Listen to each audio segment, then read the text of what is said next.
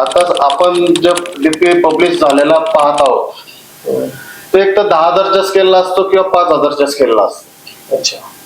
तो तुम्ही एका छोट्या स्क्रीनवरती बघता.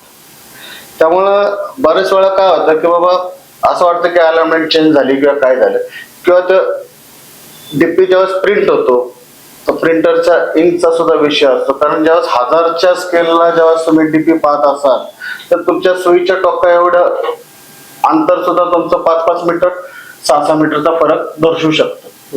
त्यासाठी आपल्या महापालिकेकडे त्याच्यात डिटेल शीट असतात. तर माझं पहिलं तर लोकांना एक विनंती असेल की तुम्हाला घर बांधण्याच्या आधी, ठीक आहे सरकारी मोजणी तुम्हाला परवडत नाही, तुम्हाला फक्त शहानिशा करून घ्यायची की तुमचा प्लॉट बाधित होतोय नाही होतोय. एखाद्या प्रायव्हेट सर्वेअर करून तुम्ही ती मोजणी करून घ्या, ती रेकॉर्डला जुळवून घ्या. महापालिकेमध्ये आपले नगररचना विभागामध्ये तुम्हाला सांगण्यात येतं की बाबा तुमचा प्लॉट बाधित होतोय, कुठल्या आरक्षणात आहे किंवा नाही. आज लोक डीपी मध्ये बघतात, डीपी मध्ये तो एक सर्वे नंबर खूप मोठा असतो. आज तुम्ही सुईची टाचणी ठेवली तरी तुमचा प्लॉट कुठे तुम्ही एक्झॅक्ट डीपी मध्ये सांगू शकत नाही.